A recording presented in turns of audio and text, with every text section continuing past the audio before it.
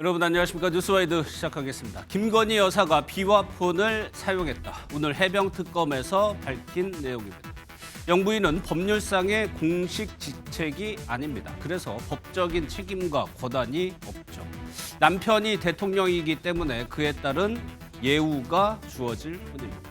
여기에 모조품이라는 목걸이와 수억 원대의 그림 등이 낯선 장소에서 발견되고 있습니다. 김 여사 오빠의 재산이라면 자기 집에 있는 게 정상일 텐데 왜 처가에까지 이런 물건들이 옮겨간 이유가 궁금합니다. 또 옮긴 시점이 계엄 직후였다는 진술도 나왔습니다. 김 여사 측에서는 전혀 모르며 타인의 재산이라고 설명하고 있지만 특검은 바꿔치기나 뇌물성 성격이 있는지 살펴보고 있습니다. 먼저 방금 전 김건희 특검팀에서 윤석열 전 대통령에 대한 체포영장을 청구했습니다. 이 내용부터 살펴보겠습니다. 특검은 어제 불출석한 윤석열 전 대통령에게 오늘 오전 10시에 출석하라는 통보를 재차하였으나 윤석열 전 대통령은 어제에 이어 오늘도 아무런 사유를 밝히지 않은 채 특검에 출석하지 않았습니다. 이에 특검은 오늘 오후 윤석열 전 대통령에 대한 체포영장을 청구하였습니다. 두 분과 특검 소식과 정치권 소식 짚어보도록 하겠습니다. 박원석 전 국회의원, 정광재 국민의힘 대변인 나오셨습니다. 어서 오십시오. 예. 방금 전에 특검부의 브리핑 보셨는데 두 번이나 김건희 특검에서 소환을 했는데 불응을 했어요. 뭐 다음 수순이긴 합니다만 이번에는 체포영장을 신청을 했어요. 그러니까 얼마 전에 이제 내란 특검에서 예. 윤석열 전 대통령을 소환했는데 그때 이제 소환에 불응했지 않습니까? 예. 당시에는 이미 내란 특검에 의해서 구속영장이 발부된 그렇죠. 상태에서 구속이 돼 있기 때문에 그 구속영장의 효력에 근거해서 이제 강제 구인을 시도를 했는데 거기에 불응하니까 그냥 저 별도의 추가 조사 없이 기소를 했단 말입니다. 예. 근데 지금 이제 김건희 특검은 그 윤석열 전 대통령에 대한 별도의 신병 확보를 하지 않았어요, 그동안에. 예. 그래서 이제 소환을 한 건데 그에 불응하니까 어쨌든 이 신병 확보를 하기 위해서는 법원으로부터 영장을 영장이 받아야 있어야 됩니다. 되는 거예요. 그래서 오늘 체포영장. 체포영장을 청구한 거고 예. 물론 이제 법원에서 영장 발부할지 여부는 지켜봐야 되겠습니다만 영장 발부 가능성이 높다고 봐야 되겠죠. 이유 없이 지금 불응을 하고 있기 때문에. 예. 근데 영장이 설사 발부된다 하더라도 과연 그 체포영장에 근거해서 강제 구인을 할 수 있을까? 여전히 예. 좀 그 여러 가지 난점이 있을 것 같습니다. 본인이 안 나오겠다고 끝까지 버텼을 때 물리력을 행사해 가지고 그 이제 수감하고 있는 그 감방 밖으로 끌어낸다는 것이 이렇게 말처럼 간단한 일은 않죠. 아니거든요. 예. 그래서 여러 가지로 지금 뭐 특검도 고심하지 않을까 싶습니다. 예, 이 부분에 대해서 그러니까 내란 특검에서 인치지휘 그때 상황을 생각하시면 됩니다. 영장이 발부가 되면은 다시 한번 강제 구인을 시도해야 되는데 법무부 장관을 했었죠. 박범계 의원도 상당히 어려울 거다 이렇게 전망을 하고 있습니다. 한번 들어보겠습니다. 미결수이거든요. 아직 재판이 끝나지 않은. 그렇죠. 그러면서 동시에 수사까지 받는 피의자인데 예. 일단 개호 책임은 이제 교정 당국, 즉 교도관에게 있는 건 맞습니다만 형 집행법상 뭐 자해를 한다든지 난동을 부린다든지 하는 경우만 강제력을 사용할 수 있고요. 그런 측면에서 교도관들이 강제로 끌고 나와라. 덩치가 보통 커야지 말이죠. 본인이 버틴다면은 현실적으로 몇 사람이 달라붙어가지고 끌고 온다라는 것은 가상하기는 어려운 그런 상황인 것 같아요. 정관재 대표 기억을 되돌려 보면 내란 특검에서도 구치소까지 뭐 수사관이 간다 만다 이런 얘기가 나왔고 결국에는 뭐 강제 구인까지는 안 됐었거든요. 지금 윤석열 전 대통령은 결국 믿져야 본전이다라는 생각으로 안 나가고 있는 거죠. 예. 지난 7월 14일에 처음으로 강제 구인과 관련해서 특검이 요청을 했는데 구치소에서 물리력을 동원하기가 어렵다. 우리가 할 수 없으니까 그러면 특검에서 와서 직접 해달라라는 그랬죠. 요청까지 예. 했을 정도니까요. 만약에 그 물리력을 동원해서 집행되는 과정에서 어떤 불상사가 일어난다고 다치거나 가정해 혹은. 보시죠. 예. 그러면 그 책임과 관련해서 분명히 책임론이 부각될 거고 윤석열 전 대통령 측으로서는 그것으로 자신의 지지자들이 결집될 수 있는 계기가 될 수 있을 것이라고 생각할 것 같아요. 예. 두 번째로는 지금 나가지 않는다고 계속 얘기한 상태에서 강제로 집행하지 못하고 있거든요. 그러니까 지금 뭐 이렇다 할 이유 없이 나가지 않는 것도 두 개잖아요. 하나 물리력을 동원하든가 아니면 그냥 두는 건데 두 개 다 본인으로서는 뭐 미칠 게 없다. 만약에 물리력을 동원해서 나가서 끌려가는 모습을 보인 것만으로도 본인의 정치적 메시지가 지지자들에게 전달될 수 있을 것이다. 예. 이렇게 생각하고 있을 거예요. 뭐 그래서 지금 아마 정치적 대응을 특검도 하고 있으니까. 그래서 특검도 두 개 다 사용하지 못하지만 예. 그래도 체포영장을 신청했다고 봐야겠죠. 예. 그 방법은 어쨌거나 특검이 구치소를 가더라도 교도관, 그러니까 서울구치소의 협조하에 끌어내야 되는 상황이기 때문에 조금 쉽지는 않아 보이는데 그런데 박 의원님 오히려 지금 윤 전 대통령 측 오늘 보도를 보면 실명 얘기를 계속하면서 오히려 외래 진료를 받아야 된다는 필요성을 얘기하고 있단 말이에요. 이것도 구치소가 뭐 허가해 주느냐 마느냐 결정권을 갖고 있는 거잖아요. 근데 이제 서울구치소 쪽의 의견은 이게 소환 조사에 불응할 만큼 건강상의 이상은 없다라는 예. 게 또 구치소 측의 공식적인 의견이에요. 그래서 윤석열 대통령 변호인들이 하는 주장이 아닌가 싶고요.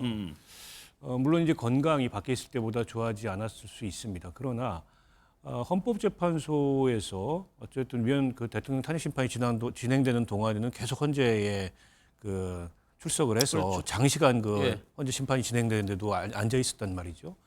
그런데다가 얼마 전에 구속적 부심 또 심사 때는 나왔죠. 본인이 예정돼 있는 시간보다 훨씬 더 일찍 예. 법원에 출석을 하는 그런 모습을 보였어요. 그래서 윤석열 전 대통령 측의 건강상의 이유를 이제 그대로 믿기는 좀 어렵다라고 보고요.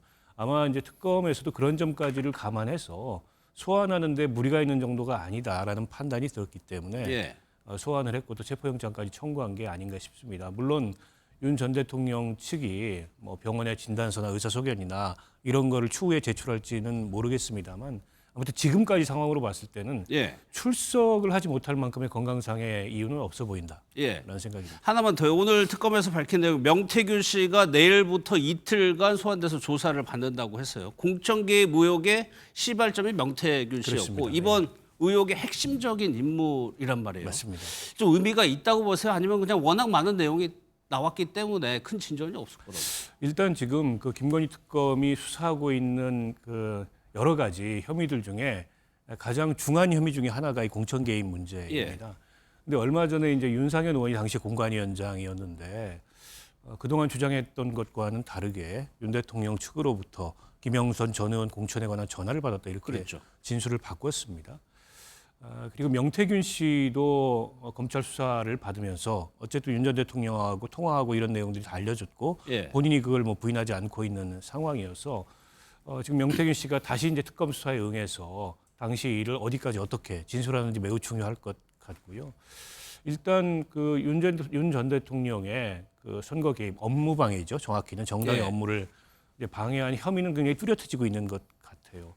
그 관련해서 이준석 당시 국민의힘 대표도 얼마 전에 피의자로 적시된 압수수색 오늘도 받았죠. 영장을 예. 받았지 않습니까? 그래서 이 지금 그 당시에 공천 개입과 관련된 특검 수사 속도가 굉장히 빨라지고 있다라고 예. 생각을 하고요. 근데 이게 이제 공천 개입이 두 가지가 있습니다. 당시에 재보궐선거 공천 개입이 하나 있고 그보다 더 심각할 수 있는 지방선거 문제가 있거든요. 예. 지방선거 관련해서는 아직 뭐 이렇다 할 지금 특검의 수사 상황이 알려지고 있지는 않은데 지방선거 공천 개입 관련해서 논란이 있었던 것만은 분명합니다. 포항과 평택 말씀하신 네, 거죠? 그 관련해서도 명태균 씨가 관련돼 있는 이 대목들이 있기 때문에 아마 내일 출석해서 그 대목도 수사가 좀 이루어지지 않을까 예. 싶습니다. 그런데 국민의힘에서는 명태균 씨가 그동안의 언론 인터뷰에서 상호 좀 모순되는 발언도 있었고 자기가 유리한 부분을 좀 강조하는 측면도 있고 해서 무슨 말을 할 것이냐가 조금 좀 주의를 기울일 것 같기도 하고요. 그래서 지금 명태균 씨 같은 경우에는 거의 사골 국물 우려내듯 계속해서 얘기를 하고 있는 것 같아요. 이미 언론을 통해서 할 만한 얘기는 전 다 했다고 봅니다. 검찰 조사에서는 다만 본인이 갖고 있던 황금폰이라고 하는 것들 그에 대한 더 세밀한 검증이 있었을 거고요.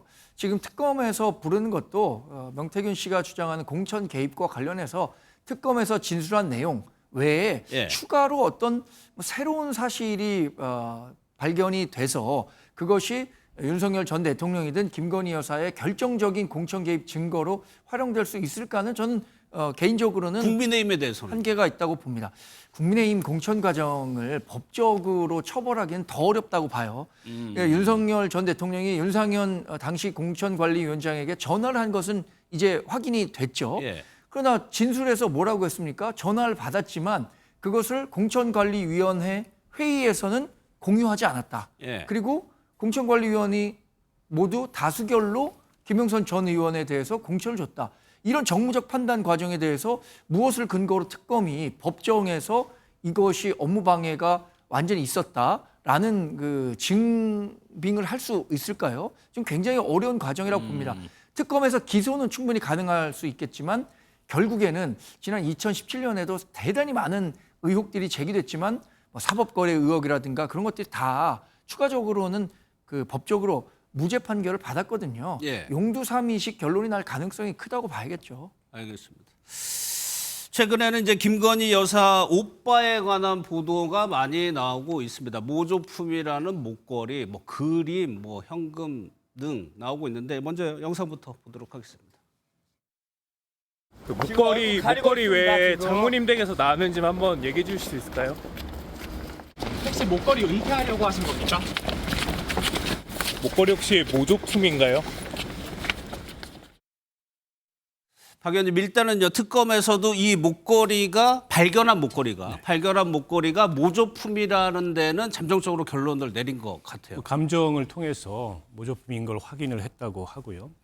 다만 이제 모조품의 그 출처가 어디냐, 그렇죠. 어떤 예. 경로를 통해서 모조품을 구입한 거냐, 이걸 이제 특검이 확인을 하고 있는 것 같아요. 김건희 씨 측에서는 뭐 해외에서 구입했다고 주장을 하는데 예. 그조차도 이제 사실인지 여부를 확인을 해야 될 것 같고요.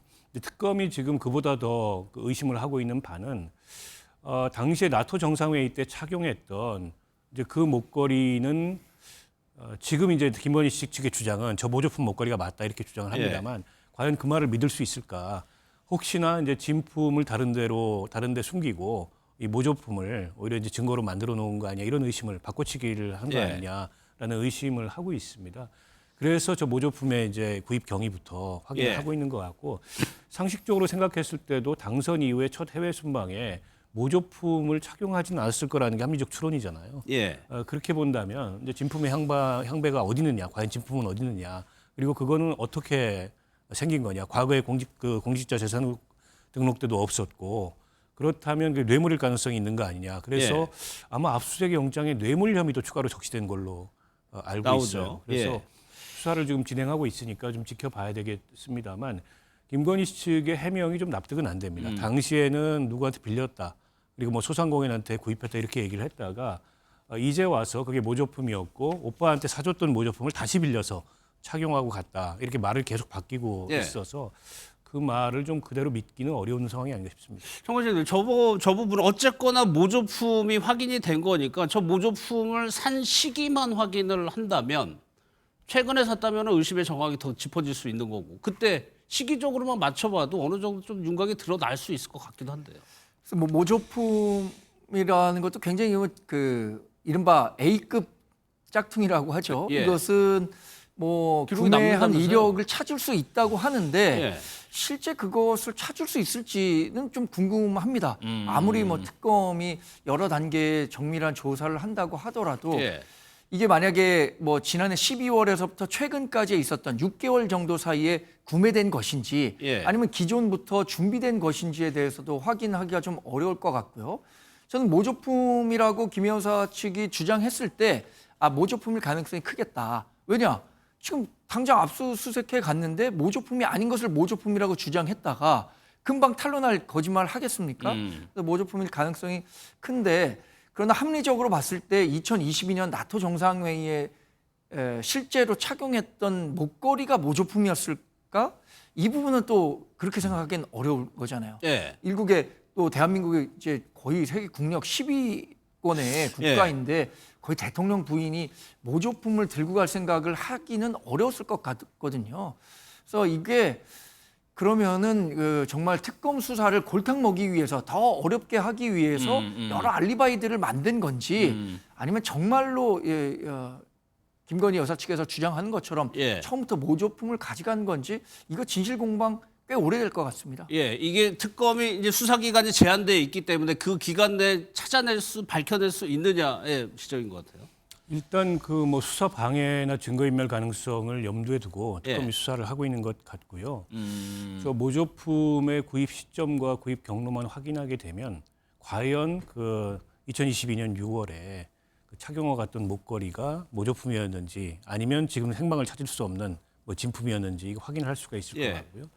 제가 뉴스를 보다가 좀 주목했던 대목 중에 하나가 김건희 씨 오빠 김진우 씨 이게 이제 김진우 씨의 장모 집에서 나왔기 때문에 김진우 씨한테 그 목걸이에 구입경이나 이런 걸 묻고 있는데 그에 대해서 이제 진술을 거부하고 있다 그래요. 저는 거부한다기보다 김진우 씨가 모른다고 생각합니다. 아. 저 목걸이가 어디서 어떻게 왔고 언제 구입했고 예. 뭐 어디서 구입했는지 그분이 알 도리가 없어요. 아. 그리고 김건희 씨 측 주장도 예. 김건희 씨가 사서 김진우 씨한테 줬다 이렇게 얘기를 하고 있어요. 예. 그랬다가 다시 빌렸다 때문에 그거는 뭐 김진우 씨가 수사에 응하지 않으려고 해서 응하지 않는 게 아니고 자칫 본인이 모르는데 섣불리 답변을 했다가 오히려 거꾸로 이제 궁지에 몰릴 가능성이 있기 때문에 그에 대한 진술을 거부하고 있는 게 아닌가 싶습니다. 예.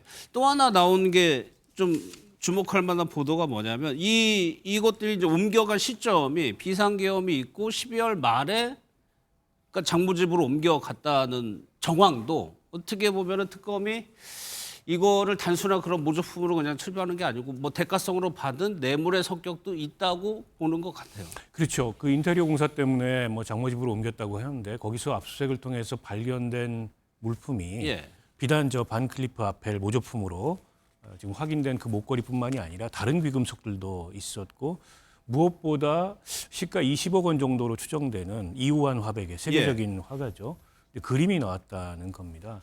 그래서 이거는 사실은 그 뭐랄까 덩어리로 치면은 저 목걸이보다 훨씬 더 큰 거거든요. 그 이우환 화백의 그림은. 그래서 그건 이제 진품 증명서까지 있다고 하니까 예. 그것도 이제 경위를 그리고 누구 소유인지 이걸 특검이 확인해 들어간 상황이고 뭐 현금 따발 1억 원도 나왔다 그래요. 예. 그래서 김건희 씨 측에서는 일체 우리하고 관련이 없고 우리는 모른다라고 얘기를 하고 있지만은 그 이제 그림 등을 포함해서 이 소유주가 김건희 씨일 가능성을 염두에 두고 특검이 수사를 하고 있는 게 아닌가 싶고 예. 아마 압수수색을 거기까지 하겠느냐라는 생각을 하고 옮겨둔 게 아닌가 싶은데요. 저는 특검이 모종의 경로를 통해서 제보를 받은 게 아닌가 싶습니다. 보통 압수수색을 이제 의심이 드는 장소들을 하더라도 예. 저렇게 특정해서 다른 친척들도 있는데 장모 집을 딱 특정해서 압수수색을 한다는 게 흔한 일은 아니거든요. 예. 그걸로 봤을 때 어떤 제보에 기초해서 어떤 상당한 근거를 가지고서 압수수색에 들어갔던 게 아닌가 싶습니다. 예, 그 그림을 더 얘기를 해보면 일단 저 그림이 이우환 화백이라고 세계적인 화백이라고 합니다. 2012년에 이분이 그린 그림이 무려 24억 원에 팔려가지고 수억 원대를 호가하는 거 아니냐. 이 그림이 김진우 씨, 그러니까 김건희 여사의 오빠 김진우 씨의 장모 자택에서 이게 발견이 됐다. 그러니까 이 그림이 김건희 여사 코바나 콘텐츠라고 미술 관련 사업을 네. 했기 때문에 또 김건희 여사에게 시선이 일단 쏠려요. 그렇습니다. 이 그림이 근데 예. 자산가들이 재산을 은닉하거나 뭐 여러 좀 그 불법 자금을 유통하는 과정에서 잘 활용이 된다고 해요.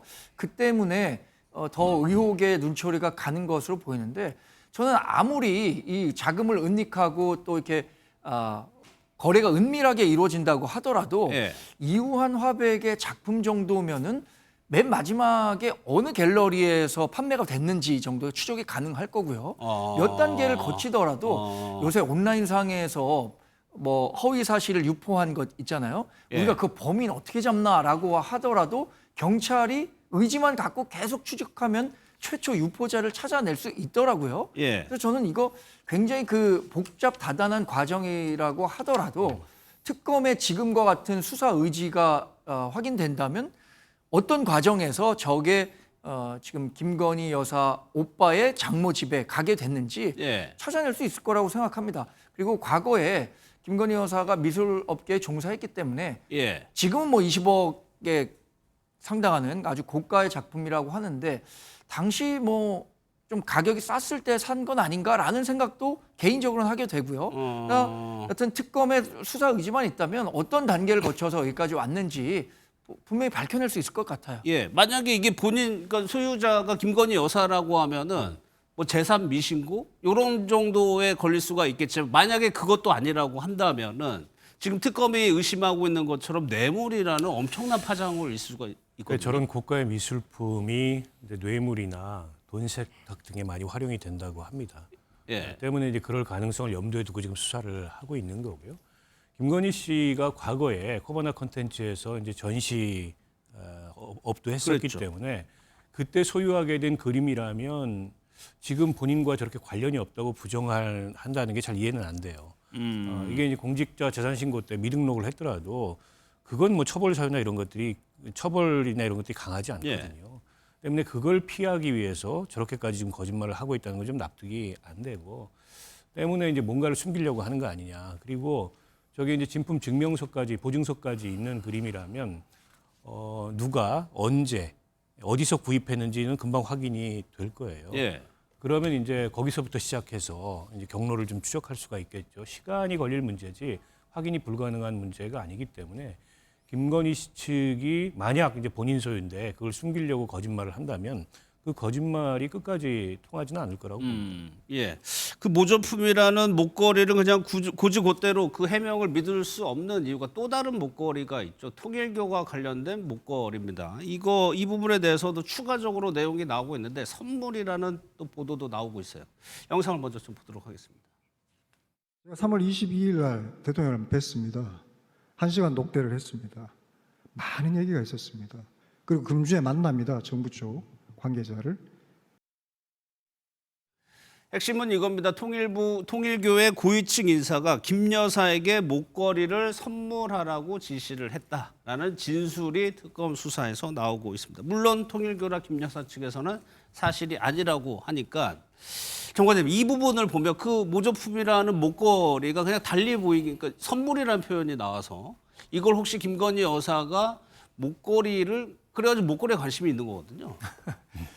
그 나토에 갔었을 때 착용했던 목걸이를 지인으로부터 빌렸다라는 대통령실의 해명이 나왔기 때문에 그걸 보고 통일교의 1인자라고 하는 분이 뭐 한 나라의 국모가 저런 논란이 있어서야 되겠느냐라고 해서 그 윤영호 본부장에게 선물을 하라고 했던 거잖아요. 예. 그게 과정을 거쳐서 건진법사에게 갔고 건진법사가 김건희 여사에게 실제 전달을 했느냐. 근데 본인은 중간에서 잃어버렸다고 얘기를 하고 있어요. 예. 근데 6천만 원짜리가 넘는 그 목걸이를 과연 중간에 전달자인 건진법사가 분실했을 가능성이 있겠느냐? 예. 이거 아무리 상식적인 그 기준으로 생각해 본다고 하더라도 그럴 리는 없는 거죠. 그러나 이 실물을 지금 찾은 사람은 없습니다. 김건희 여사 압수수색 과정에서도 나오지 않았고 그랬죠. 건진법사 압수수색 과정에서 나오지 않았고 그래서 이 실물이 확보되지 않는 한 그 목걸이를 샀다는 영수증만으로 과연 이게 김건희 여사에게 전달돼서 김건희 여사에게 뇌물죄를 적용할 수 있느냐 예. 이건 별개의 문제가 되겠죠. 쉬워 보이진 않다는 말씀이시죠? 굉장히 어려운 문제가 될 겁니다. 예. 왜냐하면 이게 부피가 뭐 아주 큰 것도 아니고요. 은밀하게 거래됐을 거 아닙니까? 건진법사나 김건희 여사 또는 김건희 여사와 아주 가까운 그 샤넬 구두를 교환해 갔다는 그 정도의 측근 정도만 알 수 있을 텐데 아무리 특검이 그 수사 강도를 높인다고 하더라도 이 관계자가 워낙 적기 때문에 이 실물을 특검이 확보할 수 있을까? 물론 확보하면 좋겠지만 예. 그게 현실적으로 그렇게 쉬운 일은 아니겠다라는 말씀을 드리는 거죠. 알겠습니다. 목걸이가 고가의 목걸이가 이렇게 두 개인 겁니다. 이렇게. 아주 이거에 대해서 소유자와 구매 경위, 뭐 옮겨간 뭐 실물 이런 거를 지금 특검이 찾고 있는 상황입니다. 이제 좀 국민의힘 소식으로 넘어갈 텐데 전환기 씨가 한때 논란이 돼서 주춤하는가 싶더니 이제 전당대회 국면에서 다시 오히려 전면에 나서고 있는 양상입니다. 영상을 먼저 좀 보도록 하겠습니다. 저는 공개 질문 질의서도 보낼 생각이 있어요. 어쨌든 뭐 윤석열 대통령에 대해서 어떻게 생각하느냐, 네. 뭐 계속 절연할 것이냐, 아니면 같이 갈 것이냐 물어보고 저는 무조건 같이 가야 된다는 후보한테 지지할 거고요. 저만 그런 게 아니라 예. 수십만 명의 뜻을 모아서 할 겁니다. 요약하면 후보들에게 질의서를 보내고 원하는 답을 하는 후보자를 지지할 것이라고 얘기를 했어요. 이게 정광재 대표님 오늘 조선일보에서는 면접이라고 표현을 했습니다. 저는 이 전한길 씨가 하는 질문에 응답하겠다, 답을 보내겠다라고 밝힌 예. 김문수 후보나 장동혁 후보가 과연 어떤 답안을 만들어서 제출할지 그게 더 관심입니다. 면접이라고 보시는 거예요?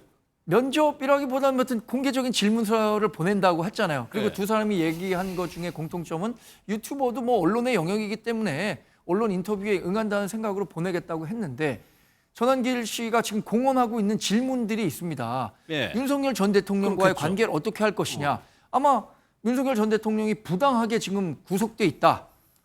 만약에 당대표가 된다면 어떤 정치적 노력을 하겠느냐. 윤석열 전 대통령의 구명을 위해서. 예. 뭐 이런 질문.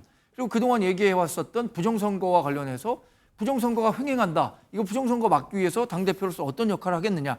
이런 정도의 질문이 포함될 것 같은데 과연 이 질문에 대해서 두 유력 후보가 어떤 답변을 내놓을 것인가 저도 궁금합니다.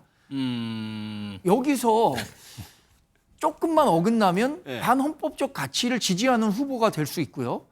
또 지나치게 또 이 강성 지지자들의 마음을 사기 위해서 답변을 내놓는다면 그 부분과 관련해서 분명한 반작용도 있을 텐데 예. 정치인은 사실 그 굉장히 어려운 질문이 오면 전략적으로 모호함을 유지하는 게 오히려 더 유리할 때가 많은데 예. 답변을 하겠다 그래서 어떤 답변을 해놓을지 참 궁금합니다. 아니 그러면 저도. 지금 김문수 후보나 장동혁 후보는 뭐 당연히 하고 성실하게 응할 거라고 얘기를 하고 있어요. 네. 그럼 이 두 분은 왜 응한다고 보세요? 지금 일단 당대표 선거가 8월 22일에 있잖아요. 예. 본인들이 가치를 지향하는 바는 이른바 탄핵에 반대했던 사람들의 표를 받아서 당대표가 되겠다는 거 아니겠습니까? 그분들에게 선명한 메시지를 주려는 것 아닌가 싶고요. 전환길 씨의 요청에 응하지 않겠다고 한 새 후보는 또 반대로 예. 탄핵과 관련해서 찬성의 목소리를 명시적으로 냈었던 분이거나 또는 적어도 중도 진영에 있었던 분이기 때문에 그 부분에서 이제 후보들 간의 반응이 엇갈리는 거겠죠. 예. 여기에 대해서 주진우 의원은 좀 신중했으면 한다는 취지의 인터뷰를 했는데 그 얘기까지 한번 들어보겠습니다. 전환길 유튜버 출연은 좀 신중해 주셨으면 좋겠다는 생각을 가지고 있습니다. 저희를 뭐 세게 지지해 주시는 분, 나를 세게 지지하는 분들 앞에서 얘기를 하고 싶죠. 저도 후보자이기 때문에 그런 데 나가서 저를 더 알리고 싶습니다. 하지만 정치인으로서 행동을 할 때는 당에 미치는 영향을 더 고심했으면 좋겠다라는 말씀을 드립니다. 전환길 씨가 물어보는 핵심적인 내용은 이겁니다. 윤석열 전 대통령과 절연 여부를 물어보겠다. 같이 간다는 후보를 지지할 것이다. 지금까지 국민의힘은 탈당을 했기 때문에 관여 뭐 입장이나 이런 걸 전혀 내지 않고 있는데 연결고리가 지금 전환길 씨란 말이에요. 이제 저렇게 공개적인 질의를 하겠다는 그 전환길 씨에 대해서 성실히 답변하겠다는 거는 예. 대체로 어떤 답변을 할지 이미 예상이 되죠. 되지 않습니까? 예. 그러니까 전환길 씨가 요구하는 답을 하겠다는 것이겠죠. 그게 아니라면 굳이 성실히 거기에 응하겠다고 얘기할 이유조차 없는데 이미 장동혁, 김문수 두 후보는 전환길 씨가 당원이 되는데 무슨 문제가 있냐. 그것까지 끌어안아야 이 당이 다양성을 얘기할 수 있다. 뭐 이런 입장이잖아요. 예. 전환길 씨를 이미 감싸는 입장인데다가 얼마 전에 이제 뭐 전환길 씨하고 다른 보수 유튜버들이 일종의 이제 후보자 토론을 하는데 초청을 했는데 거기에도 응하겠다.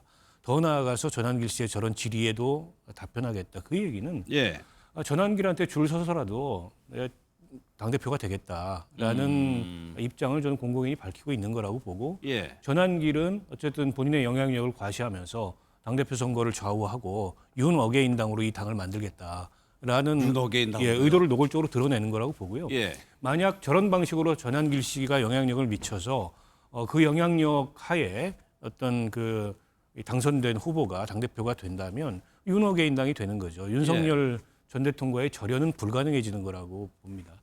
그래서 안철수 후보나 조경태 후보는 일고에 가치 없는 얘기고 오히려 당에서 내보내야 될 사람에 대해서 저런 태도를 취하는 이 김문수 후보나 장동혁 후보가 당을 나가야 된다. 안철수 후보 같은 경우는 그렇게까지 얘기를 하고 있는데요. 과연 이제 국민의힘의 지금 당원 80%, 국민 20% 이 룰로 치르는 전당대회에서 이제 누구의 손을 국민의힘 당원들이 그리고 지지자들이 들어줄지 좀 지켜봐야 될 것 같은데 저는 김문수 후보나 장동혁 후보가 만약 지금과 같은 태도를 유지하면서 당대표가 둘 중에 한 분이라도 된다면 윤석열 전 대통령이 일으킨 내란 이 불법 계엄과의 단절은 불가능해진다고 봅니다. 예. 그런데 오늘 송원석 비대위원장의 발언을 보면은 이 계엄에 대해서 사과하는 거를 당원 당규에 담는 거는 적절치 않다고 얘기를 했습니다. 얘기를 한번 들어보겠습니다. 윤희숙 위원장은 계엄과 탄핵에 대해서 사과하는 내용을 당헌 당규에 담자고 그러니까 제안을 했잖아요. 윤희숙 위원장이 그 얘기한 부분은 어떤 개별 사안, 개별 이슈에 대한 어떤 사과식으로 이제 얘기를 했기 때문에 그 부분들은 의원님들 의총에서도 그렇고 그 전후에 여러 단계를 거쳐서 여러 루트로 제가 의견을 수렴을 해보니까 네. 개별적으로 구체적으로 그렇게 하는 것은 적절치 않다.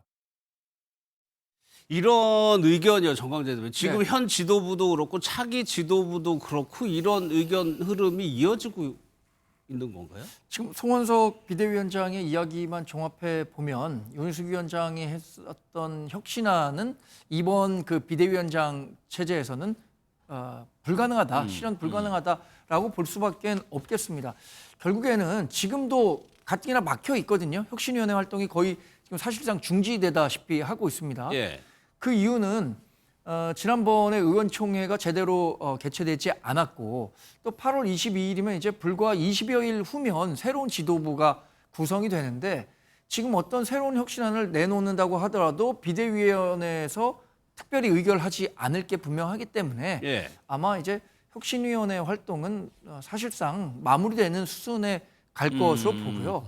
결국에는 당심으로 결정된 그 새로운 지도부가 어떤 방향으로 국민의힘을 이끌 것인가 이게 제일 중요할 것 같습니다. 앞으로 뭐 다음 지방선거든 당대표 임기가 2년이거든요. 예. 그 2년 동안의 방향은 순전히 이번 당대표 선거에서 반영되는 당심에 따라서 가는 거거든요. 그래서 혁신위원회는 지금 사실상 중지됐고 결국 당이 갖고 있는 쇄신과 혁신으로 갈 거냐 아니면 윤석열 전 대통령과의 관계를 끝까지 절연하지 못하고 그 속에서 뭐 조금씩이라도 개선되는 움직임을 보일 거냐 예. 이 노선과 관련해서 당원이 결정해 줄 겁니다. 그러면 방송님 이런 현상을요. 이제 국민의힘이 더 강경 보수화, 일부에서는 극우화라는 표현도 쓰고 있는데 이렇게 되는 이유나 배경을 뭘로 봐야 됩니까? 박근혜 전 대통령에 대한 학습 효과일까요? 뭐 그런 점도 있고요. 어쨌든 이게 이제 정치가 뭐랄까요? 이제 좀 극단화되고 예. 파퓰리즘이 좀 기승을 부리면서 좀 건전하고 상식적인 과거의 보수의 어떤 정치 윤리나 정치적 이성 이런 것들이 점점 더 약해져 가고 오히려 당장 눈앞에 그런 강성 지지층들의 기호에 부합하는 이제 그런 주장만 지금 당에서 득세를 하는 게 아닌가 싶은데 이제 그런데다가 이제 국민의힘이 특히 지금 현역 의원들의 구성을 보면 영남 쪽에 이제 의원들이 몰려 있잖아요. 예. 그리고 수도권에서는 뭐 의석이 거의 없는데 이런 어쨌든 그 국민의힘의 그 현재 의석 구성의 특징이기도 하다고 생각합니다. 총선이 앞으로 3년이나 넘게 남은 데다가 예. 공천만 받으면 당이 어떻게 되든 뭐 진영이 어떻게 되든 나는 다시 배지를 달 수 있고 나는 다시 살 수 있다. 이런 이제 각자 욕망이 우선하다 보니까 지금 그보다 먼저 생각해야 될 대의 같은 게 예. 전혀 지금 국민의힘 내에서 존재하지 않는 상황이 아닌가 싶습니다. 그런데다가 당대표로 출마한 후보들마저도 어쨌든 이렇게 그 지난 그 계엄 탄핵을 통해서 그리고 대선을 통해서 냉엄한 국민의 심판을 받았는데 이제 그런 당을 어떻게 회생시키고 어떻게 변화하고 어떻게 쇄신할 건가라기보다도 전환길 씨로 대표되는 그런 강성 지지층의 목소리에 끌려다니면서 예. 당장의 눈앞에 보이는 그런 이제 표심을 잡아서 당대표가 되고자 하는 이런 식의 캠페인을 펼치다 보니까 더더욱 지금 뭐 윤희숙 그 위원장이나 혹은 안철수 지금 후보나 뭐 전 쇄신위원장이었지 않습니까?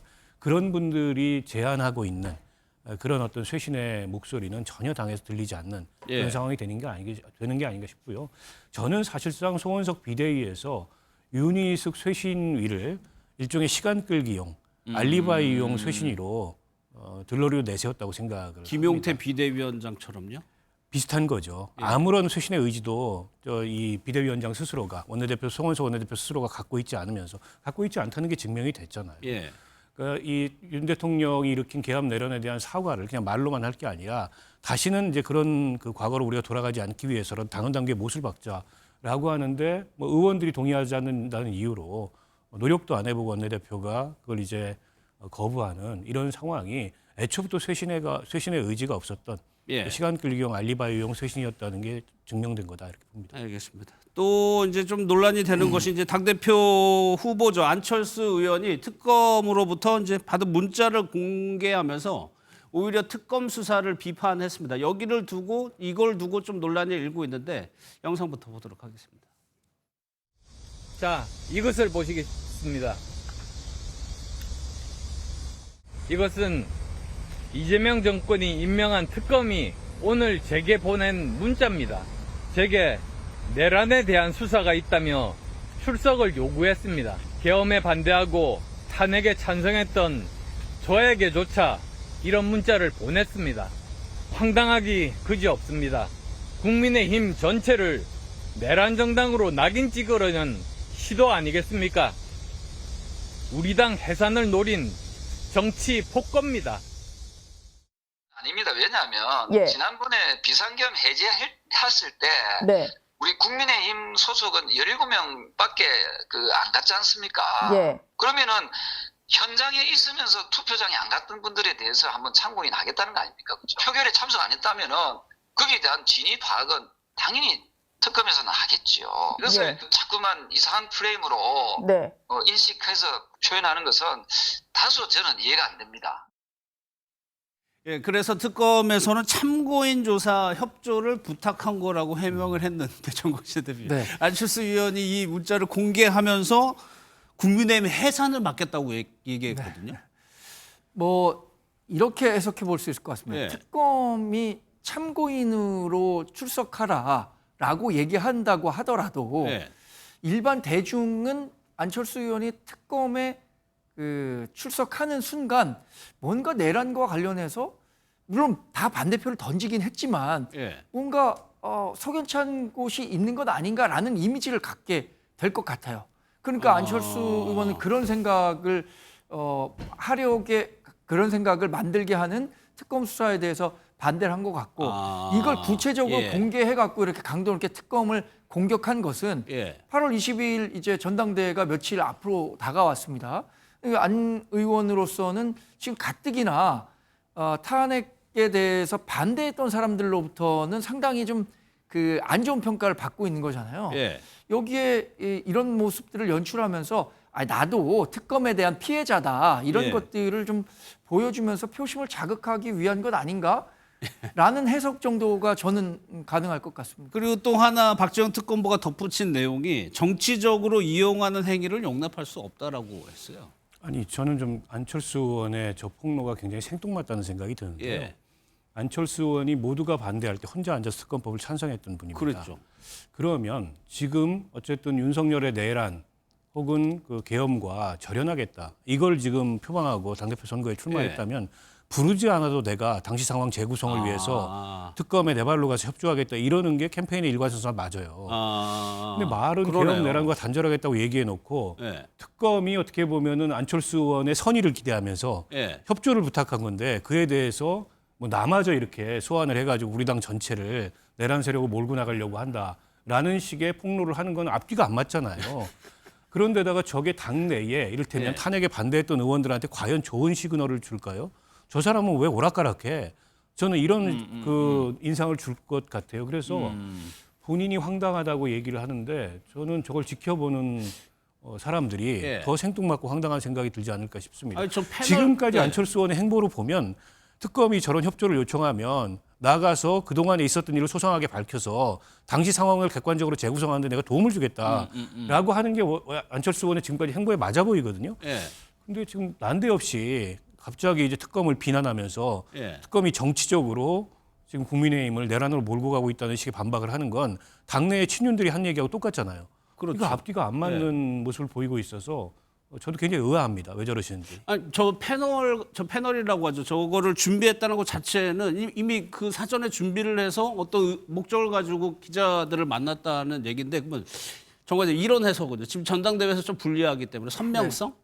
부각해보자는 의도. 제가 일부 말씀드린 부분이 그겁니다. 탄핵에 반대했던 사람들은 가뜩이나 안철수 의원에 대해서 좋은 감정을 갖지 않고 있을 텐데 만약에 저 특검에서 출석하라고 해서 낼름 가서 과거에 뭐 이런 일이 있었다. 뭐 계엄 표결 과정에서는 어땠고 이런 이야기를 하는 것이 가뜩이나 자기에게 주어진 프레임이 탄핵과 관련해서 유일하게 찬성한 의원이었다라고 얘기를 한 것에 대해서 부담감을 갖고 있기 때문에 자처해서 저런 이야기를 하지 않았을까 싶어요. 예, 그런데 거기에 대해서 권성동 의원은 오늘 뭐라고 얘기를 했냐, 호들갑이라고 표현을 하면서 하남자라는 표현을 계속 썼는데 대표적인 하남자라고 얘기를 했습니다. 여기에 대해서 안철수 의원은 또 하수인이라고 공수를 했는데, 박 의원님, 지금 안철수 의원이 대선 출마 과정부터 지원 유세하고 지금까지의 이미지가 좋아졌다 나빠졌다 좀 반복하고 있는 것 같아요. 아니, 그래서 좀 일관성이 있어야 되는데 예. 다소 좀 오락가락하는 듯한 모습이에요. 그러니까 지금 주류 쪽의 표심도 신경이 쓰이기 때문에 특검 수사에 대해서는 내가 주류하고 인식이 다르지 않다라는 걸 보여주기 위해서 저 얘기를 한 것 같은데, 당장에 권성동 의원이 저런 비난을 하잖아요. 예. 왜 오락가락하냐. 이게 뭐 전형적인 하남자다 이렇게 얘기를 하고 있고, 물론 이제 권성동 의원이 감정이 좋지 않아요. 안철수 의원에 의해서 쇄신 대상으로 사실상 지목이 됐기 때문에 그랬죠. 예. 그에 대해서 별로 감정이 좋지 않아서 이제 저런 반응을 한다고 볼 수 있겠습니다만, 근데 이제 안철수 의원 스스로가 이 오락가락하는 모습을 보이면서 예. 저런 이제 비난에 이 명분을 주고 있는 측면이 있고, 그리고 당원들이 보기에도 아니 오늘 안철수 의원의 저런 모습을 강한 이제 변화와 쇄신 이걸 지지하는 당원들이 보기에 또 어떻겠습니까? 저분은 왜 또 갑자기 저렇게 오락가락하지 이런 생각이 들지 않겠어요? 그래서 예. 선거 전략의 일관성이 좀 없는 것 같다라는 생각이 들고, 물론 먼저 스스로 손들고 특검에 걸어갈 일은 없지만 특검이 저런 협조를 요청하면 내가 이런 협조 요청을 받았는데 어쨌든 과거와 단호하게 단절하기 위해서 있었던 일을 그대로 가서 내가 진술하고 오겠다라고 예. 하는 게 지금까지 행보에 맞잖아요. 근데 갑자기 또 돌변해가지고 특검을 비난하고 뭐 당을 지키겠다라는 식으로 얘기하는 거는 글쎄요, 뭔가 좀 저게 과연 선거 전략상 도움이 될까 싶습니다. 예, 특검에 참고인으로 출석하는 것도 어떻게 보면 정치적으로 잘 뭐 포장할 수도 있었을 것 같은데, 아무튼 안철수 의원은 저렇게 대응을 했습니다. 홍준표 전 시장이 계속해서 국민의힘을 비판하고 있죠. 그런데 배현진 의원이 한때는 좀 홍 시장하고 가까운 거 아니냐 이런 관측도 있었지만 또 역시 이에 대해서 비판을 하고 있습니다. 영상을 먼저 보겠습니다.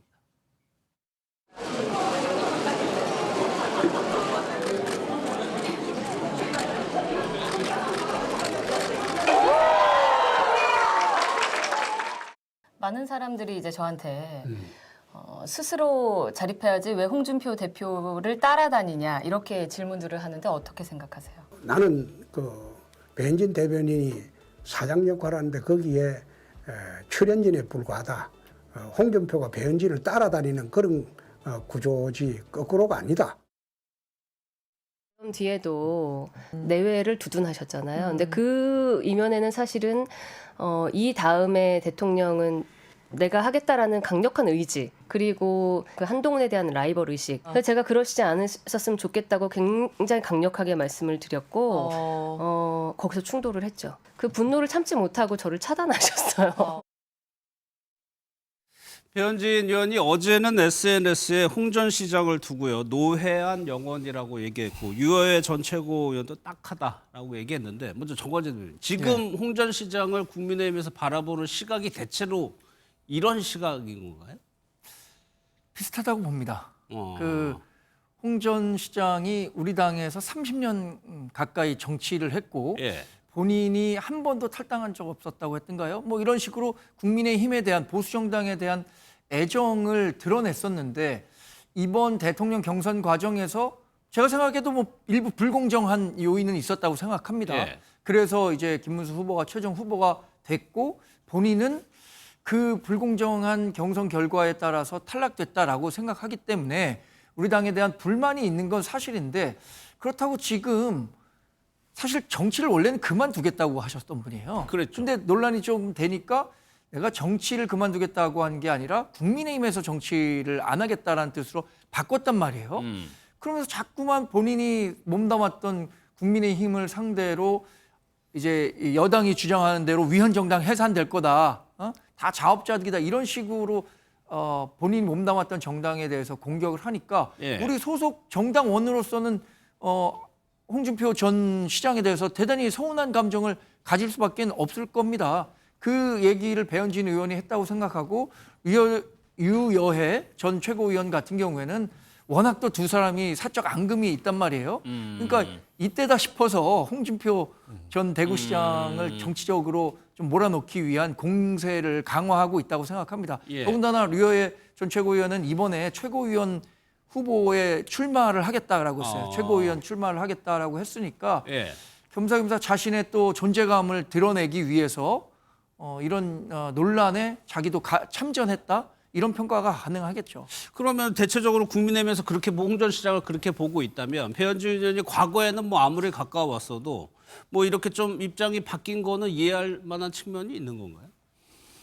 글쎄요. 근데 뭐 노회한 영혼의 비굴한 소리 이렇게까지 뭐랄까요? 그래도 한때 예. 본인이 이제 정치 입문할 때 함께했던 정치인에 대해서 평가하는 건 좀 과하다 싶은 생각도 들고요. 중요한 건 사실이잖아요.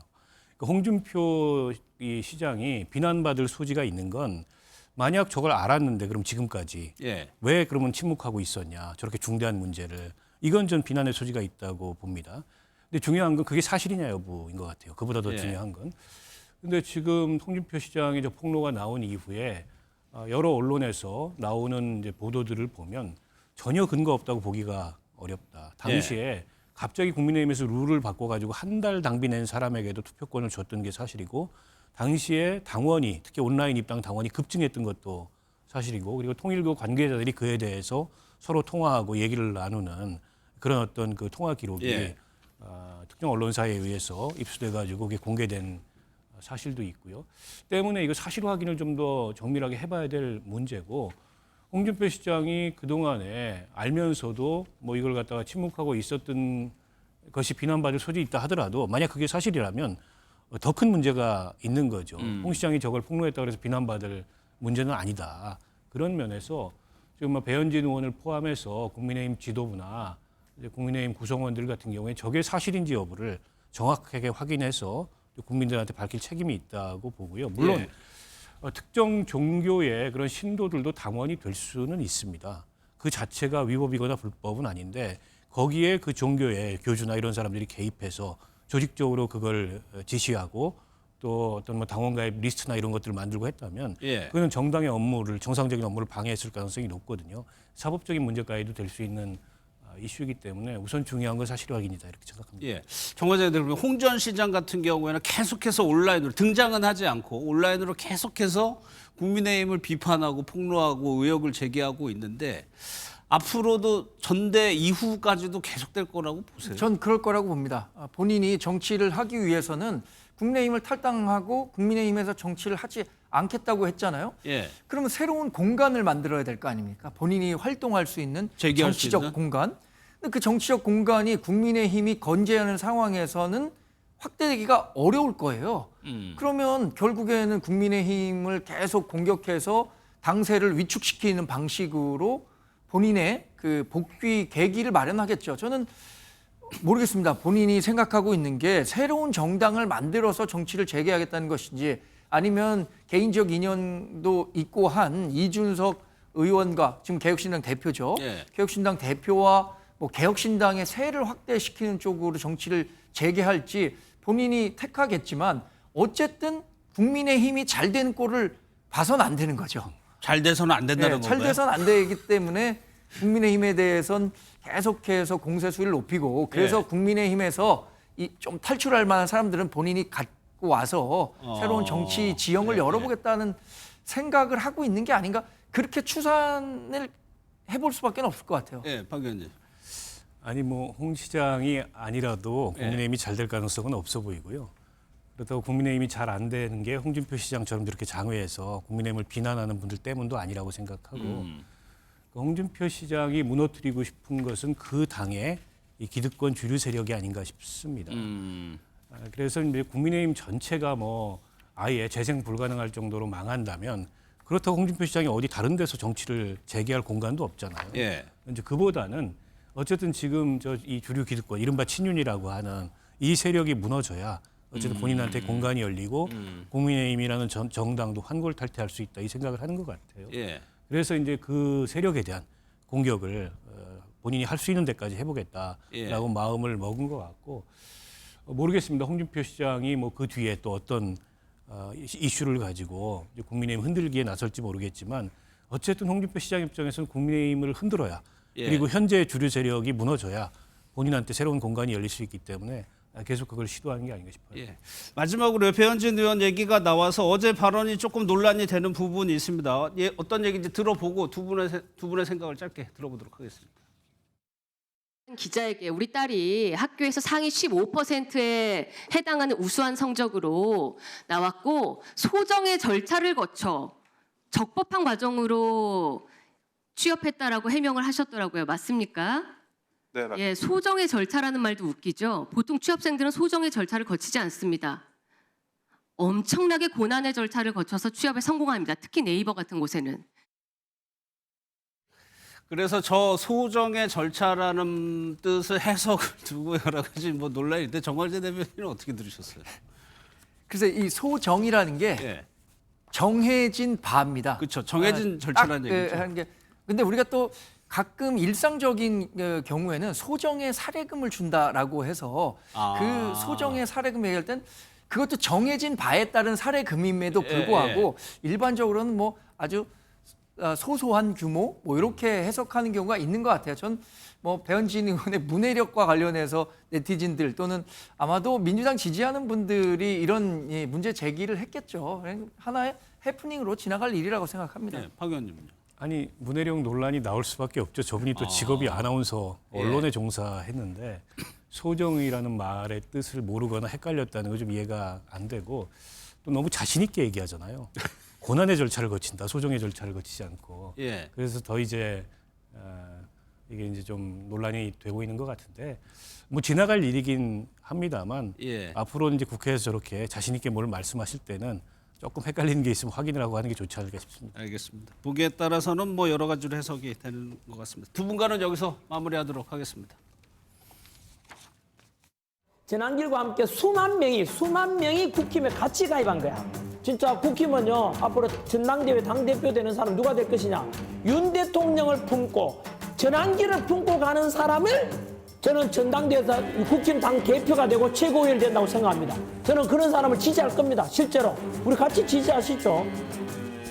전환길 씨는 당에 이미 입당을 했더라고요. 입당하는 사람을 특별한 문제가 없으면 일단 받아들여야 된다고 봐요. 분노를 개방하다 이렇게 하죠. 개방하고. 저 개인적인 의견은 저 당을 나가시는 것이 바람직하다고 생각합니다. 전혀 다른 의견을 가진 분들까지도 포용을 하려고 하다 보면 그게 통합이 아니라 오히려 갈등의 요소가 되고 분쟁이 되고 당이 정말 쪼개질 정도로 그렇게 갈 수가 있거든요. 그러면 차라리 그 생각을 가진 분들끼리 또 모여서 당을 차리면 그것이 오히려 그쪽도 좋고 우리 당에도 더 좋은 방법이다. 네, 조갑제닷컴의 조갑제 대표와 정치 현안 더 짚어보도록 하겠습니다. 어서 오십시오. 예, 안녕하세요. 예. 먼저 윤석열 전 대통령을 이제 심평 변호사가 면회를 했다고 합니다. 뭐 굉장히 어려운 상황을 얘기하면서 어떤 얘기를 덧붙였냐면 미국의 개입이 필요하다. 다소 좀 뜬금없어 보이는 얘기를 했어요. 이거는 어떻게 해석하세요? 지금 한국과 미국 사이에 이 부정선거 음모론을 매개로 해가지고 일종의 연대가 이루어지고 있어요. 이게 역사가 좀 있습니다. 2020년 4월 총선에서 당시 미래통합당이 크게 지고 나서부터 부정선거 음모론이 펼쳐졌는데 그때부터 시작됐군요. 그때 미국 공화당에 아주 일부 세력이 아주 그걸 주시를 했어요. 그래서 한국에 와가지고 한국의 부정선거 음모론을 조사하고 갔다고요. 그러다가 그해 2020년 11월에 바이든 후보에게 크게 졌거든요. 당시 트럼프 대통령이.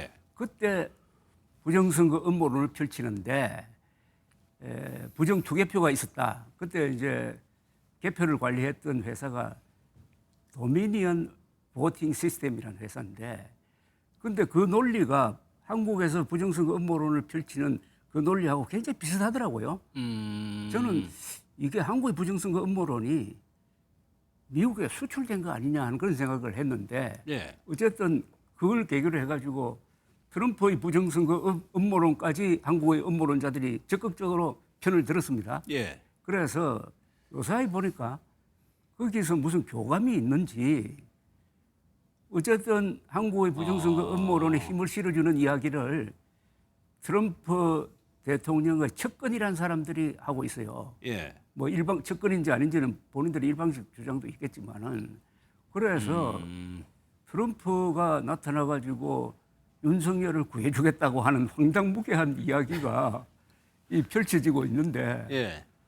이거 상당히 주의해서 봐야 될 거라고 생각합니다. 예. 잘못하면은 부정선거 음모론이 이게 원래 음모론은 가족도 분열시키고 조직도 분열시키고 결국 정당도 분열시켰고 나라도 분열시키는데 이게 한 걸음 더 나가면은 한미 동맹까지 이간질시키지 않을까 하는 그런 걱정을 지금 하고 있어요. 알겠습니다.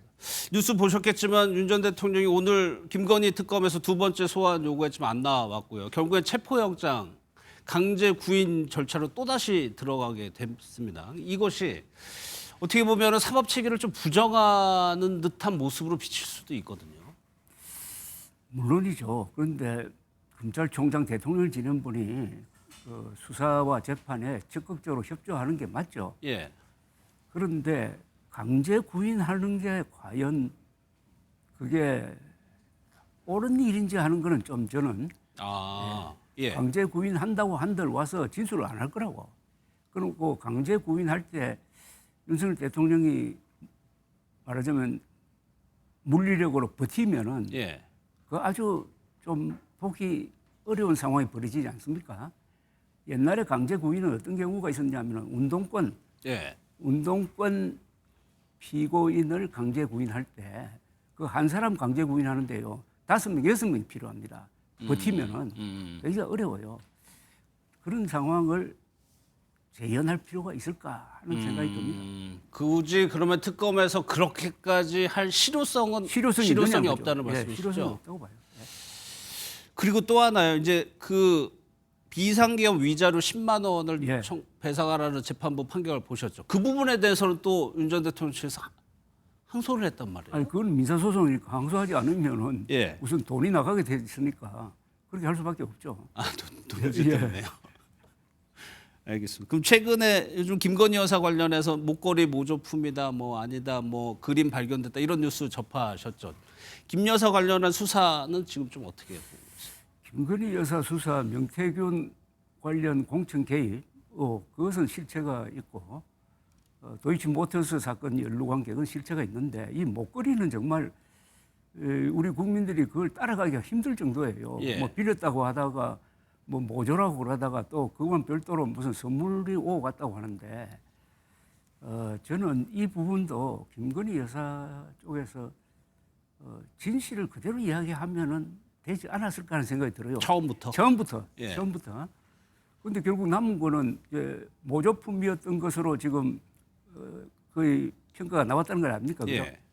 자, 그러면은 이제 이건 뭐 형사 문제는 아니지만은 정상회담 하는데 영부인이 명품 모조품을 착용하고 참석한다. 이게 알려진 거 아닙니까? 그건 조금 우리나라 국격에 맞지 않고 이게 이런 게 있습니다. 사람이 왜 명품을 좋아하느냐 하면은 물론 사치도 있지만은 명품을 착용하면은 자신감이 생기거든요. 사람이 의젓해진다고. 그게 좋은 영향도 미칠 수가 있어요. 그런데 미국에서 아주 우스꽝스러운 조사를 한 적이 있는데 이 진품 선글라스와 아주 명품입니다. 그리고 짝퉁 선글라스를 나눠주고 조사를 한번 인성조사를 한 적이 있어요. 그러니까 이상하게 짝퉁 선글라스를 낀 사람은 인성조사에서 다 낙제점으로 나오더랍니다. 그러니까 짝퉁을 쓰느냐 명품을 쓰느냐가 그 사람의 성격에도 영향을 준다는 거예요. 그것까지 감안한다면은 앞으로 뭐 우리나라 영부인들은 짝퉁은 안 썼으면 좋겠다는 생각이 듭니다. 일단 모조품을 착용했다는 거를 전제로 해가지고요. 그런데 그림도 그렇고 그런 것들이 뭐 김 여사의 오빠 집도 아니고 오빠의 처가에서 발견됐다는 점은 좀 납득이 어렵다는 의견도 많거든요. 그런데 이거는 풍문보다는 수사를 통해서 명쾌하게 해명될 때까지 막 기다려 주는 게 또 방법이 아닌가 하는 생각이 듭니다. 알겠습니다. 또 하나 오늘 김건희 여사 관련해서 나온 얘기는 해병 특검에서 얘기한 건데 비화폰을 김 여사가 사용한 것 같다라고 얘기를 했습니다. 사실 영부인이라는 직위에는 그런 비화폰을 지급이나 사용할 게 적절하냐 이런 의문 제기할 수 있거든요. 적절하다고도 볼 수 있겠는데요. 그거는 남편이 대통령 아닙니까? 예. 안전 문제도 있고 또 비상 상황도 예상할 수 있으니까 그거는 뭐 저는 적절하다고 봅니다. 부인도 다만 용도가 어디냐에 따라서 그걸 가지고 무슨 뭐 나쁜 짓을 했다면 몰라도 어떤 경호상의 목적으로 제공할 수 있지 않느냐 하는 생각이 듭니다. 일단 쓰는 것 자체는 그럴 수 있다라고 그걸 어떻게 사용했느냐가 문제가 될 수 있다는 취지이시죠. 또 하나요. 특검에서 오늘 이준석 대표에 대해서 압수수색을 두 번째 압수수색을 갔어요. 이 부분은 이준석 대표에게 좀 어떤 영향을 좀 미칠 거라고? 저는 조금 무리가 아닌가 하는 생각이 들어요. 무리. 특검의 무리? 예. 근데 지금 걸려 있는 게 이 김명선 전 의원 공천과 관련된 당시 당대표이던 이준석 의원의 역할 아니겠습니까? 예. 그런데 이 공천 개입이란 게 범죄가 되려면은 대통령이 개입했을 때는 범죄가 됩니다. 그죠? 대통령은 당무에 개입 못하게 돼 있거든요. 예. 근데 당대표지 않습니까? 당대표가 가장 중요한 공천에 관여하고 개입하고 자기 의견을 이야기하고 거기에 따른 정보를 교환하고 하는 것은 나는 그건 형사사건이 될 수 없다고 보거든요. 그런데 지금 피의자로 적시를 해가지고 영장을 발부받았는데 2022년 5월에 있었던 것은 피의자인데 다른 건은 참고인으로 되어 있는 모양이에요. 예. 그러면은 압수수색을 하는데 어떤 한계가 있어야 되는 것 아니냐 하는 생각이 들고요. 예. 그다음에는 이제 정치적 상황인데 당 대표로 당선된 바로 직후에 전격적으로 압수수색이 있었고 이준석 의원은 지난 대선의 TV 토론 때 그 약간의 그 자극적인 발언으로 해가지고 이재명 당시 후보와의 그런 감정적 관계도 있고 그래서 그런지 압수수색 되니까 또 민주당 쪽에서 체포동의안이 오면은 즉각 통과시키겠다는 이런 이야기도 하고 해가지고 이 갑자기 이 특검이 정치화되고 말았어요. 정치 쟁점화되고 말았습니다. 또 이준석 의원은 8.3%의 지지를 받은 득표율이 중요 정치인이에요. 그리고 당의 대표입니다. 그런 점에서 무리가 좀 있는 것 아니냐. 그러면은 이 특검 3대 특검이 이게 과거 특검하고 근본적으로 다른 게 있어요. 과거의 특검은 야당이 주장해서 만들어지는 게 원칙 아닙니까? 그러니까 검찰을 믿지 못하겠다고. 그런데 이거는 민주당이 지금 여당입니다. 민주당 발특검이에요. 그러면은 특검이 무리를 하면은 그게 여당과 대통령에게 부담을 주게 돼 있는 그런 구도입니다. 그래서 또 140명이 지금 검사가 동원되었으므로 공명심이라든지 뭐 이런 걸로 해가지고 과잉 수사의 위험이 있다고 봅니다. 특히 지금 내란 특검에서 정조준하고 있는 그 무인기 평양 투입을 외환죄로 걸려고 요새 조금 달라졌지만 하는 것에서부터 무리가 있고 벌써 들어온 사령관 구속영장 청구 기각되고 또 최상병 특검에서는 전 해병대 사령관 구속영장 청구가 기각되는 등 이게 차곡차곡 쌓이면은 국민들이 이 특검은 과거의 특검은 검찰이 하지 못한 일을 했는데 이번 특검은 야당 잡는 특검인가 이런 생각을 하면은 상당한 정치적 부담이 될 수 있다고 생각합니다. 알겠습니다. 국민의힘 상황도 살펴보겠습니다. 지금 전환규 씨가 계속 논란인데 김문수 후보가 현재 여론조사에서 1위를 달리고 있는 것 같아요. 근데 김문수 후보가 전환규 씨 배척하면 안 된다. 구구는 없다라고 얘기를 했어요. 이 발언, 아니 극우가 있다는 게 바로 전한길이라는 사람이 극우 아닙니까? 극우가 뭡니까? 딱 두 가지 조건이 있지 않습니까? 윤석열의 비상계엄을 옹호하는 것은 헌법 부정 아닙니까? 예. 그리고 부정선거 음모론, 그것은 한국의 세계적인 공정한 선거를 부정선거라고 뒤집어 씌우면서 선거 결과를 부정하는 겁니다. 민주주의 국가에서 제일 나쁜 사람이 선거 결과에 승복하지 않는 사람이에요. 졌으면 졌다고 깨끗하게 받아들여가지고 열심히 재개할 생각은 안 하고 부정선거로 졌다고 하면은 예. 본인도 발전이 없고, 그래서 그 두 개를 주장하면은 이거는 여지 없는 극우입니다. 예. 극우라는 것은 개념이 거짓 선동과 폭력이에요. 계엄을 찬성하면 그거는 국가 폭력을 찬성하는 거하고 마찬가지입니다. 그죠? 예. 그다음에 부정선거 음모론은 거짓말 아닙니까? 거짓말과 폭력이 결합이 되면은 그거는 심할 경우에는 그게 파쇼로 간다고요. 예. 그런 흐름에 반할 수 있는 대표적인 인물이 한동훈 전 대표로 꼽혔는데 결국에는 전당대회 불출마를 선언을 했어요. 거기에서 이제 조 대표님은 전략적 선택이라는 표현을 쓰셨던데. 아니, 본인의 불출마의 변이 예. 전략적 선택으로 되어 있더라고요. 그거 동의하시는 거예요? 아니, 본인이 그렇게 천명을 했어요. 예. 그 전략적 선택은 뭐냐면 결국은 국민의힘 당원들이 이 극우화를 막아야 된다 이거예요. 그러면서 그 노력을 하겠다는 거였어요. 예. 현장을 누비면서, 그러니까 앞으로 아마 그런 활동을 하겠죠. 그러면서 그분이 말을 잘 만들어내는 사람이니까 윤 어게인 당이냐 보수 어게인 당이냐 국민의 힘이 당원들이 선택해야 된다. 예. 이 정도로 화두를 던졌으니까 저는 앞으로 아마 열심히 현장을 누비지 않을까 하는 그런 생각이 듭니다. 아니, 그런 기치를 들고 전당대회 선거 전에 뛰어드는 방법도 있는 거였잖아요. 뒤에서 그렇게 해죠. 후보는 아니니까, 어떻게 보면 후보가 아니니까 홀가분하게 뭐 단일화를 하도록.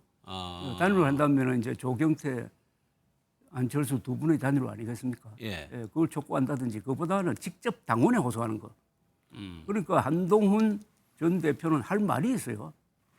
12월 3일 비상계엄령 해제 결의에 18명을 이끌고 가서 참여하도록 했으니까 만약 그게 없었다고 한번 생각해 보십시오. 18명이 그렇게 하지 않고 다 저 당사에서 옹기종기 모여가지고 텔레비전 틀어놓고 구경만 했다면 지금 아마 당 해산 이야기가 상당히 강하게 나올 거 아닙니까? 어떻게 보면 내란당으로 갈 뻔한 국민의힘을 구출했잖아요. 예. 구출했는데 당권 싸움에 밀려가지고 예. 했다가 다시 이제 컴백했는데, 그래서 지금 시점은 극우화냐, 그러니까 윤 어게인 당이냐 보수 어게인 당이냐라고 노선 투쟁을 할 경우에는 가장 말빨이 있는 사람이 한동훈 전 대표입니다. 예. 그러니까 이번에 가만히 있을 수가 없죠. 다만 당 대표 후보로 안 나왔을 뿐이지. 예. 근데 현재의 여론조사로는 이른바 혁신파가 좀 불리해 보여요. 이후에 만약에 그 결과가 그대로 굳어진다면 이후에도 뭐 한동훈 전 대표를 비롯한 이런 혁신파라고 불리는 사람들의 기회가 올 거라고 보세요. 그런데 이번에 이제 최고위원 선거도 있고 하니까 그걸 종합적으로 봐야 되겠는데. 예.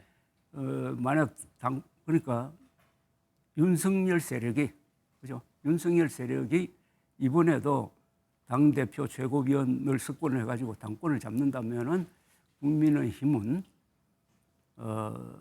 아마 분당 쪽으로 가지 않을까 하는 생각입니다. 분당이요? 또 헤어지는 게 맞다고 봅니다. 그렇다면 그 노선 차이가 엄청나거든요. 예, 예. 네. 윤석열 세력과 맨정신 보수 세력. 맨정신 보수 세력은 사실은 헌법을 지키는 세력이니까. 예. 윤석열 세력과 대한민국 세력의 대결이 되는 겁니다. 그러면 같이 있을 수가 없어요. 그리고 헤어져 가지고 분당해 가지고 경쟁하는 것도 한 방법이에요. 그러니까 대구 경북에 중심을 둔 이 극우 세력과 수도권에 중심을 둔 전통적인 보수 세력이 서로 경쟁을 하면은 그것도 나름대로 의미가 있다고 봐요. 그래서 국민의 심판을 받고 선거에서 그 결과로서 뭐 소멸되든지 더 커지든지 하면 되지 않겠습니까? 예. 알겠습니다. 오늘은 여기서 마무리하겠습니다. 고맙습니다. 이제 사건 사고 소식으로 넘어가도록 하겠습니다.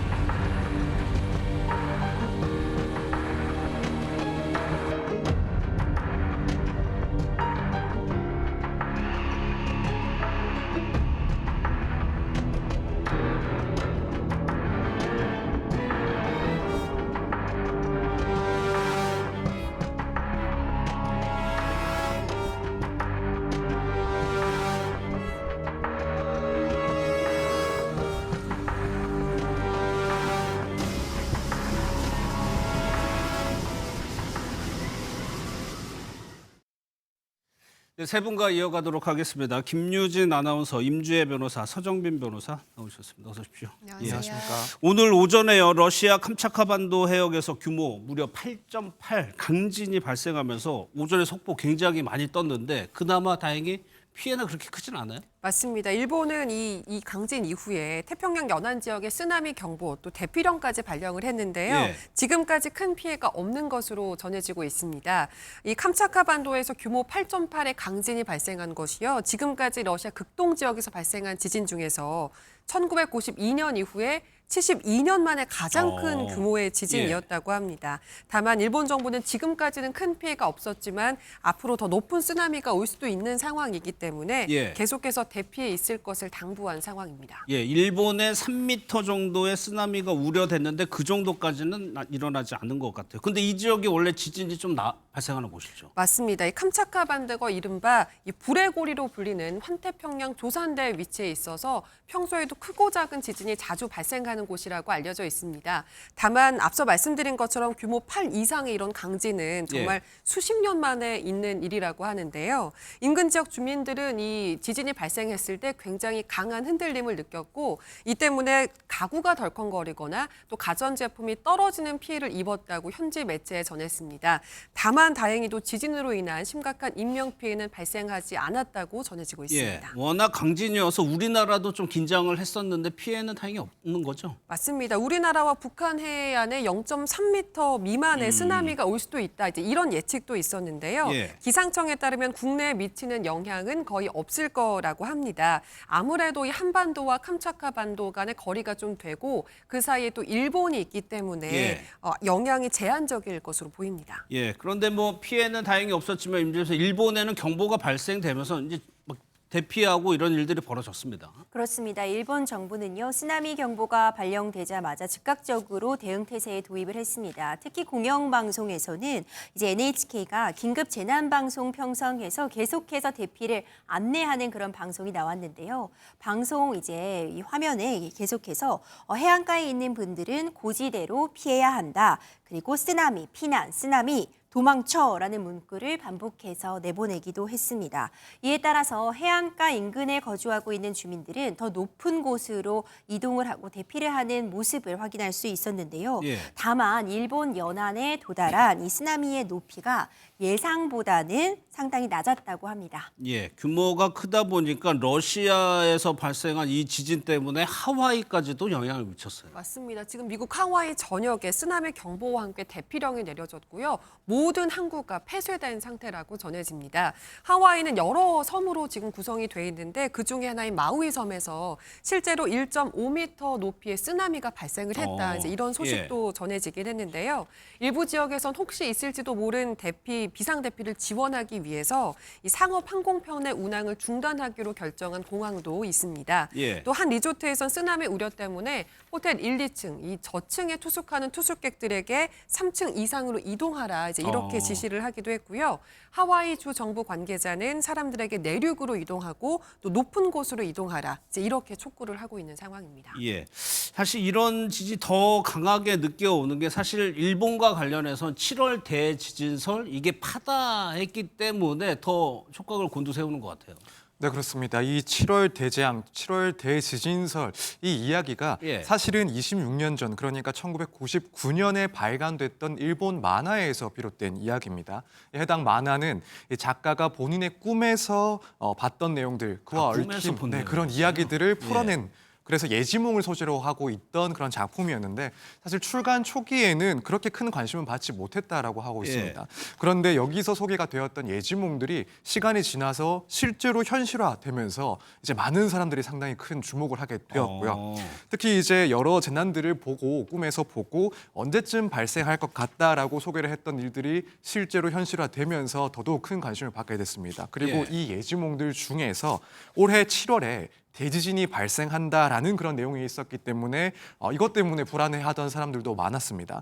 정확히는 만화책상으로는 7월 5일로 특정을 했었는데 그래서 이때는 별일 없이 지나가서 조금 안심을 했던 사람들도 막상 이번 대피령이 또 시작이 되니까 7월 안에 이 만화책에서 얘기를 했던 것처럼 결국 대지진이 발생하는 것 아닌가라고 불안해하는 사람들이 여전히 있습니다. 그 예언 내용이 뭐였길래 이렇게 사람들이 관심을 많이 모았을까요? 다들 처음에는요, 만화책은 만화책일 뿐이지 이렇게까지 네. 두려워할 필요가 없는 거 아니냐라는 얘기가 나왔지만 사실 그렇게만 치부할 수 없는 게 들어맞는 내용들이 꽤 있었습니다. 대표적인 게요, 2011년도에 있었던 이 동일본 대지진, 그리고 2020년도에 이 코로나 팬데믹, 이 두 가지가요, 이 발생 시기도 그렇고 그 내용도 그렇고 거의 사실과 일치했던 겁니다. 이 이후에 또 예언을 했던 것이 바로 2025년 7월 5일 이제 일본의 쓰나미 지진이 일어난다. 이런 예. 부분들이 예언이 되다 보니까 현재 많은 그런 우려가 지금 제기가 되고 있는 겁니다. 예, 사실 이 만화 한 권으로 지금 경제적 여파도 상당한데 주변에서 일본 여행 가도 되는 거냐 이런 얘기들 많이 하거든요. 맞아요. 여행은 즐거우려고 가는 건데 불안감을 안고 갈 필요가 있느냐 이런 그렇죠. 생각하는 사람도 많고 가게 되더라도 7월은 좀 피하고 싶다 이런 분위기도 좀 읽히는데요. 대만 관광객이 실제로 절반 이상으로 줄었다고 하고요. 이런 미신에 대해서 굉장히 잘 믿는 것으로 알려진 홍콩 관광객은 사실상 7월에 일본을 찾는 발걸음이 제로에 가깝다고 합니다. 예. 어느 정도냐면 홍콩발 이 항공편이 간편이 되거나 운항이 중단되는 경우도 상당히 많다고 전해지는데요. 우리나라 상황도 별반 다르지가 않습니다. 한때는 같은 돈이면 제주도를 가는 이 해외여행을 갈 수 있는 일본을 가겠다. 그런 얘기 뭐 이런 많았죠. 얘기 할 정도로 예. 일본 여행 많이들 가셨는데 지금은 주춤한 상황이고요. 그렇다 보니까 7월에 왕복 항공권이 10만 원대로 떨어질 정도라고 그랬어요? 합니다. 하지만 일각에서는 이 여름에 일본이 너무 덥기 때문에 원래도 여름이 여행 비수기다 일본은 이제 그런 이유도 있다고는 하지만 아무래도 대지진설의 영향을 무시할 수는 없을 것 같아요. 실제로 일본은 이런 것 때문에 관광 분야에서 지금 5조 원 넘는 타격을 입었다. 이제 이런 분석도 나오고 있습니다. 알겠습니다. 다음 사건은요, 스토킹 범죄와 관련한 사건인데 이번에는 그 범죄 현장 주변에 있던 시민들이 범인을 검거하기도 했다고 하는데 그 영상부터 보도록 하겠습니다.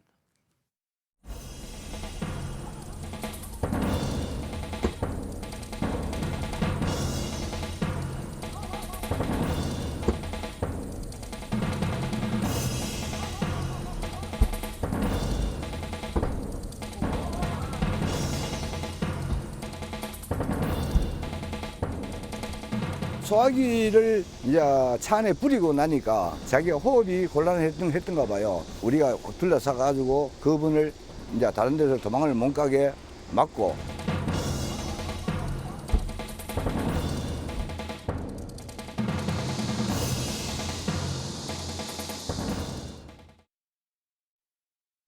김진아 아나운서, 영상을 봤는데 저 남성이 스토킹 범죄를 저지르고 도망가려고 했다는 거죠? 맞습니다. 어제 오후 울산의 한 주차장에서 접근 금지 명령이 내려진 남성이 헤어진 전 여자친구를 찾아가서 흉기를 휘두르는 사건이 발생을 했습니다. 예.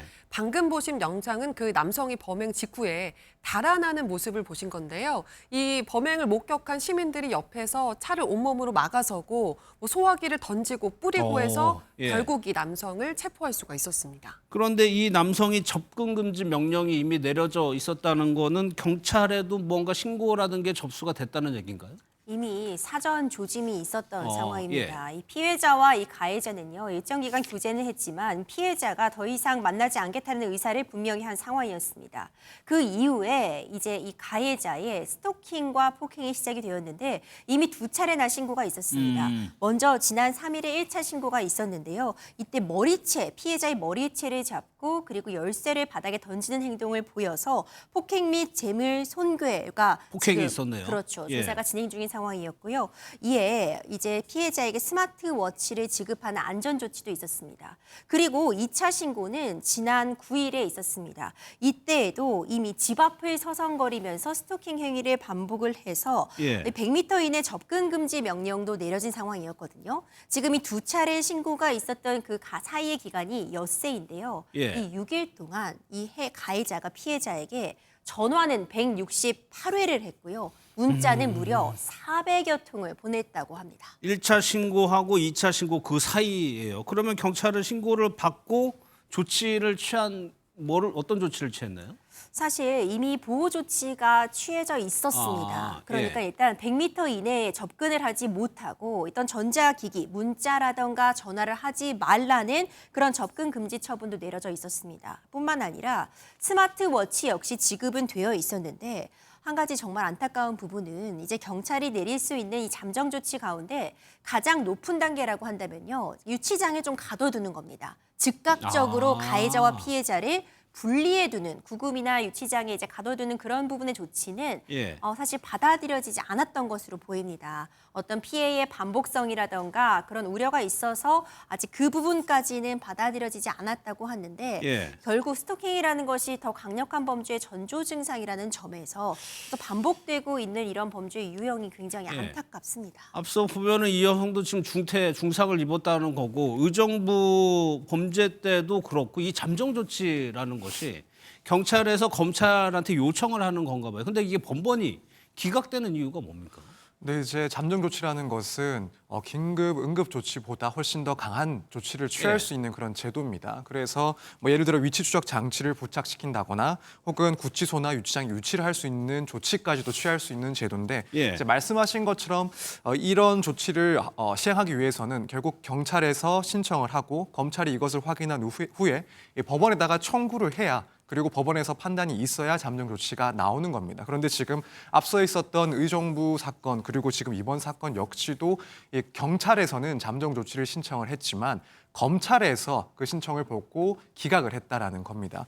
그 이유에 대해서 뭐 의정부 사건 같은 경우에는 이 반복성이 인정되기 어렵다라고 해서 그런 신청을 받아들여지지 않은 것으로 보이고 지금 이 사건 같은 경우에 이제 검찰은 뭐 비슷한 이유였습니다. 일단 직장과 주거지를 이 가해자가 다른 지역으로 옮기려 했다. 또 피해자가 또 원치 않는다. 이런 점 등을 고려를 해서 이런 유치장, 구치소, 유치까지 신청을 한 그 경찰의 신청은 받아들이지 않고 1호에서 3호 그러니까 이 접근 금지까지만 일단은 신청을 해보고 청구를 해보자라는 것으로 이제 기각을 했다라고 합니다. 그래서 그러다 보니까 결국에는 이런 반복성이 얼마나 있었는지 여부 등이나 혹은 피해자에게 발생할 수 있는 그 위험성을 감지하는 게 너무 엄격하지 않았나. 검찰에서의 판단이 너무 엄격했기 때문에 이런 청구들이 이루어지지 않은 것 아닌가 이런 이야기들이 나오고 있습니다. 이게 개선의 여지가 좀 있어 보이는 것이 이런 비슷한 사건이 저희가 지금 기억에도 계속 일어나고 있거든요. 맞습니다. 그리고 어제 비슷한 사건이 또 대전에서도 어제도요? 있었습니다. 대전의 한 주택가에서 한 남성이 한 여성을 흉기로 이제 휘두르고 도망가는 사건이 발생을 했는데요. 범행 장면을 목격한 우체국 집배원이 즉시 신고를 하고 이 여성 병원으로 옮겨졌지만 결국 목숨을 잃은 것으로 알려지고 있습니다. 가해자인 남성이요, 이제 피해 여성의 전 연인이었어요. 이 경우에도 이 범행 직후에 도주를 했지만 24시간 만인 오늘 낮에 체포가 됐습니다. 한 보도에 따르면 이 남성이 체포 직전에 차량 안에서 음독을 시도를 했는데 생명에 지장은 없는 상태라고 전해지고 있습니다. 이 사건도 마찬가지로 전 애인이 이런 범행을 저질렀다는 건데 서 변호사님 이것도 예측할 만한 조짐이 보였다는 거 아니에요? 네, 그렇습니다. 경찰에 의하면은 이러한 조짐들이 어느 정도 보였다라고 알려지고 있습니다. 이 조사를 해보니 이 가해자인 전 남자친구와 관련해서 지난해 11월부터 지난달까지 모두 112 신고가 4번이나 접수가 됐다고 합니다. 네, 그래서 이제 피해자인 이 여자친구가 남자친구를 상대로 해서 뭐 재물손괴라든가 주거 침입 등으로 신고를 한 것도 있고 또 지난달에는 이 여자 피해자의 주거지 인근 편의점에서 여성을 폭행하고 소란을 피워서 경찰에 출동을 했다가 또 경찰에 대해서도 이제 물리력을 행사하는 바람에 현장에서 공무집행 방해 등의 혐의로 또 체포되기까지 했다라고 합니다. 사실 경찰은 이 시점에 있어서 좀 위험성을 감지를 하고 이 피해 여성에게 뭐 스마트워치 지급 등이나 이런 보호 조치를 안내를 했는데 이 피해자가 이걸 또 거부를 했다라고 합니다. 그랬기 때문에 법원에 그런 잠정 조치를 신청하는 것도 경찰에서는 하지를 않았고요. 그래서 경찰에 의하면은 뭐 조사 과정에 있어서도 이 피해자 여성이 조사에도 응하지 않고 오히려 이 가해자에 대해서 뭐 처벌을 원하지 않는다라는 그런 처벌 불원서까지도 제출했기 때문에 이런 상황에서 어떠한 적극적인 조치를 취하는 것이 상당히 어려웠다 이렇게 밝히고 있습니다. 이런 것이 스토킹 범죄나 이런 교제 살인에서도 간혹 등장하죠. 이런 모습이. 그렇죠. 사실 어쩔 수 없는 측면이 있습니다. 일단 피해자 입장에서는요. 지금 가해자가 나를 스토킹하고 있지만 나에 대한 정보를 너무나도 많이 알고 있습니다. 내가 살고 있는 곳, 나의 그렇죠. 직장, 내가 주로 만나는 친구들 너무 많은 정보를 알고 있으니까 내가 강력하게 신고를 하고 처벌을 원한다고 하면 처벌을 다 받고 나와서 나에게 또다시 해코지하지 않을까. 보복. 이런 보복의 두려움도 떨게 되고요. 또 한때는 또 친밀한 관계를 유지했던 사이이기 때문에 나 때문에 이 사람이 또 처벌을 받게 돼서 인생이 망가지기라도 하면 어떡하나 이런 심리적인 또 곤란함 내지는 심리적인 그런 불안감을 호소하기도 하거든요. 예. 이런 일들이 반복되면서 결국 어떤 처벌을 좀 꺼려하는 분위기 내지는 처벌을 시도했다가도 이것을 다시 철회하는 그런 일들이 반복이 되면서 스토킹 관련한 범죄가 계속해서 증가를 하고 있습니다. 예. 다음 사건은 인천에서 벌어졌던 사제 총기 사건이 결국 검찰로 송치가 됐는데 마지막까지 이 아버지 공식적으로 어떤 말도 하지 않았다면서요? 맞습니다. 이 남성은 모자와 마스크 등으로 얼굴을 가린 채로 호송차에 올라타는 모습 볼 수가 있었는데요. 이때 쏟아지는 취재진의 질문에도 아무런 답변을 하지 않았습니다. 특히 범행을 후회하느냐 이렇게 묻는 질문에 대해서도 아무런 말을 하지 않은 것으로 알려지고 있는데요. 경찰은 이 남성에게 살인과 살인 미수, 방화 예비 등 4개 등의 혐의를 적용한 것으로 알려집니다. 예. 도대체 범행 동기가 무엇이냐 저희도 많이 따져봤는데 경찰이 내린 결론은 결국 망상이었다 이겁니까? 네, 그렇습니다. 사실 수사 과정에서 이야기했다는 이 한 문장을 보더라도 이런 망상에 빠져 있었다라는 것을 알 수 있지 않을까 뭐라고요? 싶은데 다른 가족이 짜고 나를 셋업했다. 그러니까 함정에 빠뜨렸다라는 말을 했다라고 합니다. 사실 이 사건 수사가 진행되면서 가해자는 이 사건의 배경과 관련해서 경제적인 지원이 중단됐기 때문에 어려움이 있었다라든가 혹은 뭐 소외감이 있었다라는 식의 이야기를 하기도 했었는데 거기다가 지금 이 모든 배경이 가족들이 설치하는 그런 함정이다라는 말을 하면서 결국에는 이 망상에 의해서 이 사건 범행이 이루어졌다라고 그렇게 밝혀졌다라고 생각이 됩니다. 예. 사실 뭐 경찰에서도 이런 배경에 대해서 상당한 조사를 했다라고 하는데 결국에는 이 피의자가 이야기했던 것과는 달리 가족들이 사실 이 피의자에 대해서 상당히 지원도 많이 하고 배려를 많이 했던 걸로 알려지고 있습니다. 그래서 뭐 이혼했음에도 불구하고 전처나 아들이 그런 점과 상관없이 상당한 배려를 해왔었고 경제적으로도 계속해서 그 상당한 지원을 해왔던 것이다 이렇게 밝혀지고 있습니다. 그렇기 때문에 결국 경찰에서 그 동기를 살피는 데 있어 이 사건은 망상에 의해서 시작된 범행이다라고 결론을 낸 것 같습니다. 그러니까 이렇게 망상에 빠져 있으면 뭐 후회나 반성 이런 건 기대할 수 없나요? 그런 상황으로 보입니다. 사실 정말 처참한 범죄였음에도 불구하고 그 이후에 노출이 되고 있는 그런 부분들을 보면 또 후회한다거나 반성하는 그런 모습은 찾기 어려워 보입니다. 기본적으로 범행 동기 자체가 불분명하죠. 그러니까 본인만의 생각에 사로잡혀서 이런 일을 사전에 철저히 계획했던 것으로 보여지고요. 준비성도 철저했고 이미 범행 도구 등을 준비하는 과정이 굉장히 계획적이었기 때문에 어떤 후회나 반성의 태도보다는 본인만의 생각에 사로잡혀 철저하게 계획된 그런 범행을 꾸렸다. 현재로서는 이렇게 해석할 수 있습니다. 이 계획이 상당히 정교합니다. 무려 1년 전부터 준비를 했다면서요? 맞습니다. 1년 전부터 인터넷을 통해서 재료를 사고 실제로 집에서 영상을 보면서 자택에서 이 사제 총기를 제작을 했다고 하는데요. 그리고 굉장히 철저하게 준비를 했던 것이 본인이 만든 총기가 실제로 잘 작동하는지 실험까지 해봤다고 합니다. 이 탄환의 장약을 뺀 채로 이불에 이 격발을 하는 실험을 해본다든지 폭발물에 볼이 잘 붙는지 이러한 실험을 해본다든지 이런 사실도 경찰 조사 결과 확인이 됐습니다. 예, 서정민 변호사 또 하나가 이제 살인 미수 혐의 적용을 했는데 이것도 부인하고 있어요. 이 범죄를 부인하는 건 뭐라고 봐야 돼요? 사실 변호사 입장에서는 아직까지 사실관계가 확정이 되지 않았기 때문에 판결을 받지 않았기 때문에 뭐 중립적인 태도를 취하는 것이 사실은 맞긴 한데 적어도 이 사건에 있어서는 뭐 개인적인 의견을 말씀드리는 게 맞지 않나 싶습니다. 일단 제가 봤을 때는 결국에는 관련해서 진술 증거밖에 없고 이런 현장을 확인할 수 있는 영상들이 없기 때문에 뭐 CCTV와 같은 자료가 없기 때문에 이렇게 부인을 하고 있는 것으로 보입니다만 다만 지금까지 가족들의 진술이 무척 구체적이고 거짓 진술을 할 이유도 없다라는 점을 봤을 때는 이런 부분은 조사를 하면 충분히 그 고의가 입증되지 않을까 이렇게 보여집니다. 예.